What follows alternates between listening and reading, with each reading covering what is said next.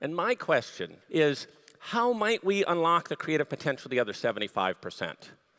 Because think about if we can, right? If your company, instead of working with 25% of the creative potential of your teams, finds a way to unlock nearly 100% of that potential, hey, good luck to the competition, right? And so any organization, any company, any region, any nation that can find a way to do that has a long-term competitive advantage over anyone else that they come into contact with. You know, some people believe that creativity all has to come from inside your own head, but not true at all. And we find, in fact, the opposite. Almost always, our inspiration comes from elsewhere. So you got to get out in the world and observe, and usually that means observing humans. And so when you observe them, it's not this cool, calculated observation. You're trying to empathize. You're trying to understand them more deeply than others do. Around you, things in your company, it helps if you think like a traveler.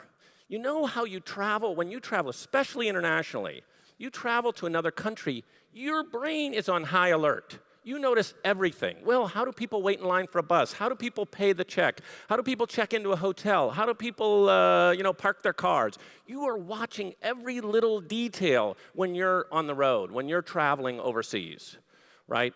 And so that part of your brain is already well developed.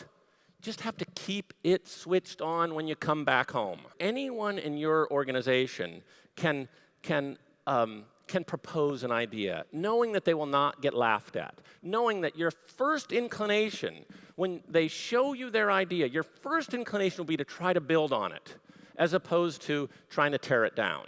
Because if you're in the, if you go in for the sport of critiquing things, this one's really easy to critique. Right? And lots of people do this. It can be fun. You come off kind of looking funny, like you think it makes your brand stronger by making fun of other people's ideas, right? But that's not what you want. 3 quick things. If you're unleashing your own creativity, always start with empathy. You don't have to have all the ideas in your head, but go out in the world, observe humans. You will find things hidden in plain sight. Second, treat life as an experiment.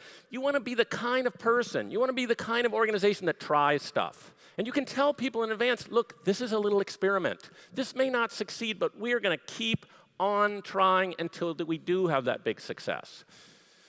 And then use the power of storytelling. Once you've decided, once you've chosen what your new idea is, use the power of storytelling either to the internal team or to the outside world to bring your idea to life.